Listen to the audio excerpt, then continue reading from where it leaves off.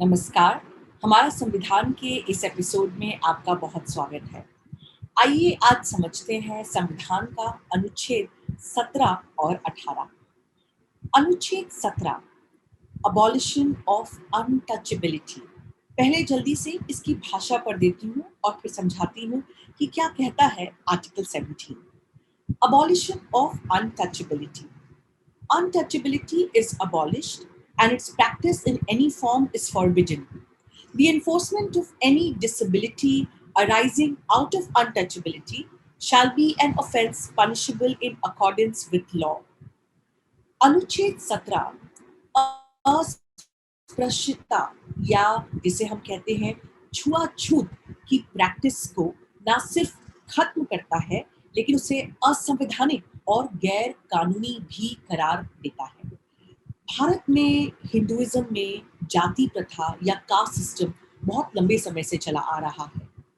ये देखने में आया संविधान के पहले कि कई गांवों में कुछ ऐसे लोग जो दलित समाज के थे, उन्हें गांव के कुएं में या कुएं से पानी पीना भी मना था, या ऐसी सड़कें जो आम लोगों के लिए हैं, उन पर कुछ समाज के लोगों का चलना भी बड़ा मुश्किल था।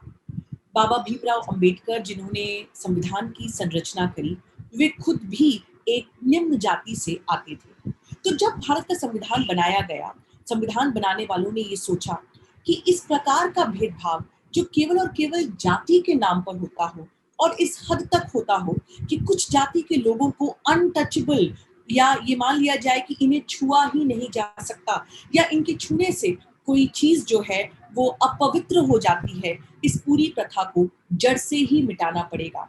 और इसके फलस्वरूप वो लेकर आए अनुच्छेद 17 भारत के संविधान में। इसमें कुछ चीजों पर आपका ध्यान आकर्षित करना चाहती हूँ। देखिए, ये जो शब्द है अनटचेबिलिटी या अस्पृश्यता, इसे कहीं पर भी संविधान में या आर्टिकल 17 के तहत जो कानून लाए गए, जैसे कि अनटचेबिलिटी ऑफेंसेस एक्ट 1955 या schedule caste and schedule tribes prevention of atrocities act 1989, ये दोनों एक्ट के अंतर्गत कहीं पर भी अनटचेबिलिटी को एज सच डिफाइन नहीं किया गया है, उसे परिभाषित नहीं किया गया है। सिंगल बेंच ने अनटचेबिलिटी की इस प्रकार से डेफिनेशन ले डाउन करी। केस है देवराजिया versus पद्मन्ना।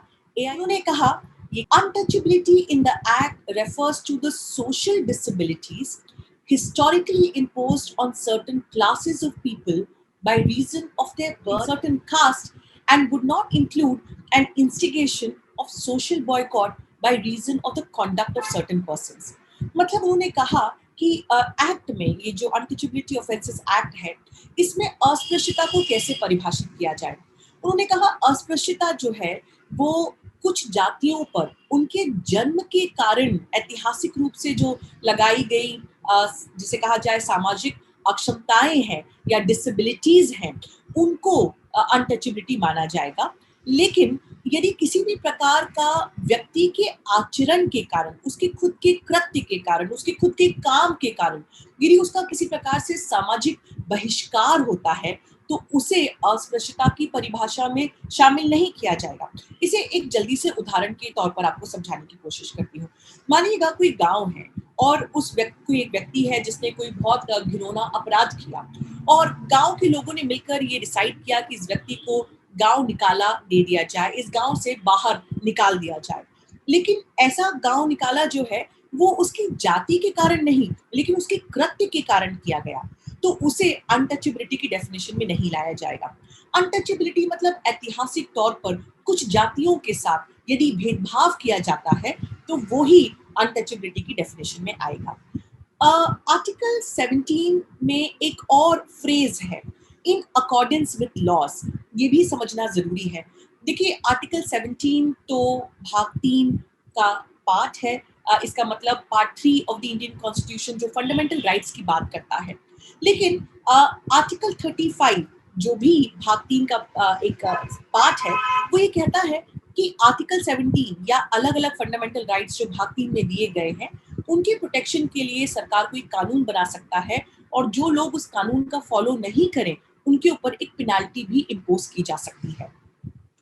SC and ST prevention of atrocities act 1989 में अनटचेबिलिटी के साथ साथ और भी बहुत सारे पनिशमेंट्स ले डाउन किए गए, जैसे कि यदि किसी व्यक्ति को आप कि उसकी निम्न जाति के नाम से यदि संबोधित भी कर देते हैं तो वो भी भारत में गैर कानूनी है और उसके लिए सारा पनिशमेंट जो है वो SC/ST एक्ट में दिया गया है।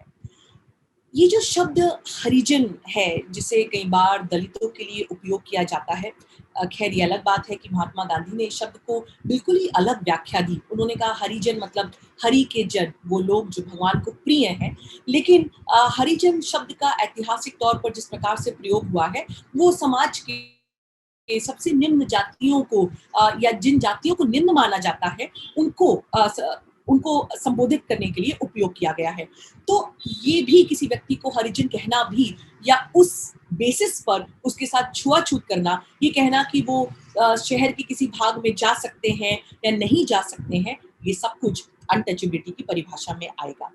एक और केस आया श्री वेंकटा रमना देवारू versus state of Mysore, AIR 1958, supreme court, page number 255, जहां सवाल था कि हिंदू धर्म में जितने सारे मंदिर हैं, कुछ मंदिरों में यदि जात के नाम पे कुछ वर्ग विशेष के लोगों को एंट्री प्रोहिबिटेड है, मतलब कुछ मंदिरों में उनका जाना ही मना है, तो क्या वो संवैधानिक होगा या आर्टिकल 17 के तहत गैर संवैधानिक होगा? कोर्ट ने कहा कि किसी भी कास्ट के बेसिस पर, जाति के बेसिस पर हिंदू के मंदिरों में किसी जाति के लोगों को एंट्री ना देना आर्टिकल 17 का वायलेशन होगा। तो उस मायने में ये एक बहुत बड़ा जजमेंट है जो एक तरह से बराबरी या इक्वालिटी की आधारशिला या फाउंडेशन ले डाउन करता है। लेकिन एक और केस आया श्री कृष्ण सिंह वर्सेस मथुरा आहिर 1981, 3 SCC 689, जहां पे सवाल था कि क्या एक शूद्र व्यक्ति जो जात से शूद्र माना जाता है वो किसी एक रिलीजियस ऑर्डर में एक महंत की पोजीशन ले सकते हैं या फिर वो किसी भी प्रकार से क्या सन्यासी बन सकते हैं। इस केस में कोर्ट ने कहा कि आर्टिकल 17 और भाग 3 संविधान का अलग अलग धर्मों के पर्सनल लॉज को अफेक्ट नहीं करता। तो यदि पर्सनल लॉज में ये दिया हुआ है कि कुछ जाति वर्ग के लोग जो हैं वो सन्यासी नहीं बन सकते, तो उसे फॉलो करना पड़ेगा। खैर, पर्सनली मैं इस जजमेंट से ताल्लुकात नहीं रखती। मुझे लगता है कि इसमें जो जजमेंट दिया गया है वो गलत दिया गया है और इस प्रकार से पर्सनल लॉज के नाम पर अनटचेबिलिटी को कहीं ना कहीं या कास्ट सिस्टम को अभी भी प्रोटेक्शन देना गलत है। तो आज भी भारत में संविधान के आने के इतने सालों बाद भी छुआछूत और जाति प्रथा जारी है और ये एक ऐसा बड़ा लड़ाई है जिसे आपको और हमको लड़ना पड़ेगा। तो यदि आपको लगता है कि कहीं पर भी आप यदि पाते हैं कि जाति के नाम पर किसी प्रकार से डिस्क्रिमिनेशन हो रहा है, तो जानिएगा कि आर्टिकल 17 के तहत और आर्टिकल 32 के अंतर्गत, 32 के अंतर्गत आप सीधे हाई कोर्ट या सुप्रीम कोर्ट जा सकते हैं। अब एक बात और मैं आपको बता दूं, देखिए भाग 3 जो है, फंडामेंटल राइट्स जो है, उसका जनरल रूल ये है कि इसे केवल राज्य या सरकारों के अगेंस्ट में ही क्लेम किया जा सकता है। आर्टिकल 32 जो आपको सुप्रीम कोर्ट जाने का अधिकार देता है या आर्टिकल 226 जो आपको हाई कोर्ट जाने का अधिकार देता है, इसमें आप केवल सरकार के विरुद्ध ही जा सकते हैं और कह सकते हैं कि आपके फंडामेंटल राइट्स का वायलेशन हुआ है। लेकिन कुछ फंडामेंटल राइट्स या मूल अधिकार इसका अपवाद है। अनुच्छेद 17 जो अस्पृश्यता पर बात करता है, ये ना सिर्फ सरकारों के खिलाफ लेकिन इंडिविजुअल्स, प्राइवेट पीपल के खिलाफ में भी क्लेम किया जा सकता है। इसका मतलब यदि कोई एक व्यक्ति आपके खिलाफ में अनटचेबिलिटी प्रैक्टिस करता है, अस्पृश्यता का भाव रखता है और यदि आप उसके खिलाफ कोर्ट जाना चाहते हैं, तो आर्टिकल 32 और आर्टिकल 226 में सुप्रीम कोर्ट या हाई कोर्ट जा सकते हैं, क्योंकि आर्टिकल 17 केवल सरकार के खिलाफ नहीं लेकिन प्राइवेट इंडिविजुअल्स के खिलाफ में भी क्लेम किया जा सकता है। ये बात सुप्रीम कोर्ट ने क्लियर करी People's Union for Democratic Rights PUDR versus Union of India के केस में 1982 वॉल्यूम 3 SCC पेज नंबर 235। अब जल्दी से आते हैं आज के दूसरे अनुच्छेद पर, अनुच्छेद 18, आर्टिकल 18, अबॉलिशन ऑफ टाइटल्स, जहां अनुच्छेद 17 अस्पृश्यता को अबॉलिश करता है, वहीं आर्टिकल 18 टाइटल्स या उपाधियों को अबॉलिश करता है। इसका थोड़ा सा ऐतिहासिक संदर्भ या कॉन्टेक्स्ट समझिएगा। देखिए, भारत में जब ब्रिटिशर्स थे, तो ब्रिटिशर्स में ये उपाधियों या टाइटल्स का सिस्टम काफी प्रेवलेंट था। जैसे आपने सुना होगा, कई अंग्रेजों के नाम के आगे सर का उपयोग किया जाता है। संविधान बनाने वालों ने सोचा कि संविधान के आने के बाद सभी लोग संविधान की नजर में बराबर माने जाएंगे, तो किसी भी प्रकार का टाइटल या उपाधि जो कुछ लोगों को बाकी लोगों के खिलाफ एक उच्च स्टेटस देता है, ऐसे सारे टाइटल्स को अबॉलिश कर दिया जाएगा। आर्टिकल 18 क्या कहता है, आइए पढ़ते हैं इसे। Article 18 abolition of titles, sub clause 1, no title not being a military or academic distinction shall be conferred by the state. Article 18 abolition of titles कहता है कि कोई भी टाइटल राज्य के द्वारा नहीं दिया जा सकता। एक्सेप्शन या अपवाद है मिलिट्री या एकेडमिक डिस्टिंक्शन। मतलब मिलिट्री में यदि आपको कोई उपाधि मिलती है तो वो इसका अपवाद है। किसी भी प्रकार का एकेडमिक डिस्टिंक्शन मिलता है, जैसे हम कहते हैं डॉक्टर, यदि आपको पीएचडी मिल गई तो आपके नाम के आगे डॉक्टर लग जाता है, वो एकेडमिक डिस्टिंक्शन है, तो उसे टाइटल या उपाधि नहीं माना जाएगा। आर्टिकल 18 सब क्लॉज 2 कहता है, no citizen of India shall accept any title from any foreign state. मतलब भारत का कोई भी नागरिक किसी विदेशी सरकार से कोई उपाधि को एक्सेप्ट नहीं कर सकता या नहीं कर सकती। मतलब विदेशी सरकारें यदि चाहें कि किसी भारतीय नागरिक पर कोई उपाधि या टाइटल वो देना चाहे, तो उसे एक्सेप्ट नहीं किया जा सकता, क्योंकि यदि भारत की सरकार टाइटल नहीं दे सकती तो कोई विदेशी सरकार क्यों भारत में दो क्लासेस ऑफ सिटीजन्स को क्रिएट करे। ये उसके पीछे का लॉजिक है। आर्टिकल 18 सब क्लॉज 3 को जल्दी से समझते हैं। No person who is not a citizen of India shall, while he holds any office of profit or trust under the state, accept without the consent of the president any title from any foreign state. कोई ऐसा व्यक्ति जो भारत का नागरिक नहीं है और भारत में सरकार के अंडर किसी भी प्रकार का ऑफिस ऑफ प्रॉफिट या ट्रस्ट की पोजीशन में है, तो वो भारत के प्रेसिडेंट की अनुमति के बिना किसी विदेशी सरकार से कोई भी टाइटल या उपाधि एक्सेप्ट नहीं कर सकते। इसका मतलब कि ये जो टाइटल्स हैं, ये ना सिर्फ भारत के नागरिकों के लिए ये रूल लागू होगा, लेकिन कोई ऐसा व्यक्ति जो विदेशी है या जो भारत का नागरिक नहीं है, लेकिन चूंकि वो सरकार का पार्ट है, कोई ऑफिस ऑफ प्रॉफिट होल्ड करते हैं, तो उन्हें भी भारत के प्रेसिडेंट के बिना किसी विदेशी सरकार से उपाधि लेने का अधिकार नहीं है।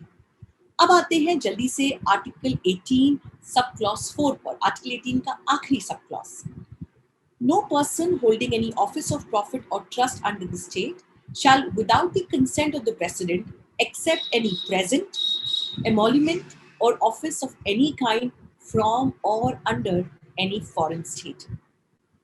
जहां सब क्लॉज 3 में बात आई थी एक ऐसे व्यक्ति की जो भारत का नागरिक नहीं है, no citizen, a person who is not a citizen, लेकिन सब क्लॉज 4 में जो शब्द यूज हुआ है वो है पर्सन। मतलब कोई भी व्यक्ति जो किसी भी प्रकार का ऑफिस ऑफ प्रॉफिट भारत की सरकार में होल्ड करता है, मतलब कोई भी सरकारी पोजीशन पर है, कोई भी सरकारी ऑफिस में यदि कोई पोजीशन होल्ड करता है या करती है, तो वो भी प्रेसिडेंट की अनुमति के बिना ना सिर्फ टाइटल, लेकिन किसी भी प्रकार का प्रेजेंट, मतलब कोई गिफ्ट, एमोल्यूमेंट, किसी भी प्रकार का फेवर या ऑफिस ऑफ एनी काइंड, यदि विदेशी सरकार किसी प्रकार का उनके अंडर में कोई ऑफिस आपको देना चाहे, कोई पोजीशन आपको देना चाहे, तो उसे भी आप एक्सेप्ट नहीं कर सकते। इसका लॉजिक बड़ा सिंपल है कि यदि आप भारत सरकार का पार्ट है, तो साथ ही साथ आप किसी और सरकार के अंतर्गत कोई ऑफिस ऑफ प्रॉफिट को होल्ड नहीं कर सकते। एक प्रकार से वो सॉवरेनिटी का भी कहीं ना कहीं वायलेशन होगा। तो आर्टिकल 18 के साथ संविधान बनाने वालों ने हर प्रकार का टाइटल, उपाधि, कोई भी ऐसा शब्द जो नाम के आगे या पीछे जोड़ा जा सके और लोगों के बीच में क्लासेस बना दे, उसे खत्म कर दिया गया। अब ये सुनने में तो बड़ा ही सिंपल अनुच्छेद लगता है, लेकिन इसके अंदर भी काफी सारे इंटरेस्टिंग सवाल संवैधानिक दृष्टि से आए हैं। जैसे कि एक सवाल ये आया कि क्या जो नेशनल अवार्ड्स दिए जाते हैं, क्या उन अवार्ड्स का देना, जैसे आपने सुना होगा भारत रत्न किसी व्यक्ति को मिला, तो क्या वो भी एक प्रकार से टाइटल है या उपाधि है? कई बार आपने सुना होगा भारत रत्न और उनका नाम, तो क्या ये आर्टिकल 18 का वायलेशन है? Balaji Raghavan versus Union of India 1996 volume 1 SCC page number 361 पर कोर्ट ने कहा कि जो नेशनल अवार्ड्स हैं, they are in recognition of an extraordinary work that a person does. यदि किसी व्यक्ति ने अपने फील्ड में कुछ एक्स्ट्राऑर्डिनरी अचीवमेंट प्राप्त किया है, तो उसके लिए जो है वो नेशनल अवार्ड्स दिए जाते हैं। इसलिए उन्हें उपाधि नहीं माना जाएगा और वो आर्टिकल 18 के द्वारा हिट नहीं किए जाएंगे। बालाजी राघवन में कोर्ट ने काफी इंटरेस्टिंग टेस्ट भी ले डाउन किया। तो कोर्ट ने कहा कि यदि कोई ऐसा टाइटल है जो कि उपाधि आपको सिर्फ आपके काम के लिए, मेरिट के लिए दी गई है, तो वो अलग बात है। लेकिन सिर्फ एक ऐसा टाइटल देना जो लोगों में क्लासेस क्रिएट करता है, वो आर्टिकल 18 के द्वारा हिट किया जाएगा। कोर्ट ने ये भी कहा कि जो नेशनल अवार्ड्स दिए जाते हैं, ये इंश्योर करने के लिए कि उनमें पॉलिटिकल बायस ना हो, पॉलिटिकल पार्टी लाइंस पर अवार्ड्स ना दिए जाएं। एक कमिटी का गठन होना चाहिए और वो कमिटी को बताना चाहिए कि किस अलग अलग फील्ड्स के लोगों को नेशनल अवार्ड्स के लिए जो है वो नॉमिनेट किया जाए। लेकिन अब एक और मुद्दा बाद में सामने आया जो अभी चल भी रहा है। देखिए, वकीलों में आपने सुना होगा कि दो कैटेगरी ऑफ लॉयर्स या वकील होते हैं, एडवोकेट्स और सीनियर एडवोकेट्स। ये डिस्टिंक्शन आता है section 16 of the advocates act 1961 में। सेक्शन 16 एडवोकेट्स एक्ट का ये कहता है कि there will be two classes of lawyers, advocates and senior advocates. अब कुछ लोगों का ये कहना है कि ये जो सीनियर एडवोकेट्स बनाने की जो परंपरा है, ये भी कहीं ना कहीं एक तरह से उपाधि का ही काम करता है, क्योंकि इसका कोई और औचित्य या कोई और बेनिफिट नहीं है। असीम पांड्या जी जो कि वकील हैं, Gujarat high court bar association के मेंबर भी रह चुके हैं, उसके प्रेसिडेंट भी रह चुके हैं, वो भारतवर्ष में एक कैंपेन चला रहे हैं कि क्यों वकीलों में ये दो क्लासेस हो, एडवोकेट्स और सीनियर एडवोकेट्स। इंदिरा जयसिंह जी जो कि सीनियर एडवोकेट हैं सुप्रीम कोर्ट में, उन्होंने भी एक पिटीशन लगाया था सुप्रीम कोर्ट में, जिसमें उनका सवाल था कि ये बात ट्रांसपेरेंट की जाए कि सीनियर एडवोकेट्स का जो डेजिग्नेशन होता है वो किस बेसिस पर होता है। जब तक ये बात साफ नहीं है और इसके बनाने के जो पैरामीटर्स हैं वो काफी नॉन ट्रांसपेरेंट हैं, एक प्रकार से ये वकीलों के ही बीच में डिस्क्रिमिनेशन है। खैर, सुप्रीम कोर्ट ने इस बात को मानने से इनकार कर दिया, लेकिन ये सवाल और ये मुद्दा अभी भी कई प्रकार से जीवित है। इस पर आपकी क्या विचारधारा है? क्या आपको लगता है कि एडवोकेट्स और सीनियर एडवोकेट्स दो अलग अलग कैटेगरी होना चाहिए? कई लोग ये कहते हैं कि सीनियर एडवोकेट्स उन्हें बनाया जाता है जिनके काम को रिकॉग्नाइज किया गया है, लेकिन कई बार ये भी देखा गया है कि कोई ऐसा व्यक्ति जिसने कई लंबे सालों तक काम किया, उन्हें सीनियर एडवोकेट नहीं बनाया गया और किसी और व्यक्ति को बहुत जल्दी सीनियर एडवोकेट बना दिया गया। तो क्या फैक्टर्स होते हैं सीनियर एडवोकेट अपॉइंट करने के? ये सवाल आज भी खड़ा हुआ है। खैर, इसे हम आर्टिकल 18 के अंदर टाइटल माने या ना माने, ये तो आने वाले समय में देखना पड़ेगा। और इंदिरा जयसिंह जी के केस में कोर्ट ने बड़े संक्षिप्त रूप में कहा कि इसे हम टाइटल नहीं मानेंगे, तो उस मायने से देखा जाए तो ये मुद्दा खत्म है। लेकिन कुछ लोग अभी भी इस मामले को लेकर भारतवर्ष में कैंपेन कर रहे हैं। यदि आप चाहें तो उनके कैंपेन के बारे में और इस कैंपेन को साइन करने के लिए यहाँ पे दी गई लिंक को भी फॉलो कर सकते हैं। ये वीडियोस आपको कैसे लग रहे हैं? क्या आप तक पहुंच रहे हैं? आपके क्या सवाल हैं? मुझे जरूर बताइएगा। मैं आपके कमेंट्स को बड़े ध्यान से पढ़ती हूँ और अगले हफ्ते शुरू करेंगे बेहद ही महत्वपूर्ण अनुच्छेद को। जी हाँ, आर्टिकल 19 को, जो बात करता है freedom of speech and expression. देखते रहिए हमारा संविधान। देखने के लिए बहुत बहुत धन्यवाद। मैं अधिवक्ता द वायर के और वीडियोस देखने के लिए सब्सक्राइब करें और बेल आइकन पर क्लिक करें। स्वतंत्र पत्रकारिता की आर्थिक मदद करने के लिए डिस्क्रिप्शन में दिए गए लिंक पर जाएं और अपनी राशि चुनें।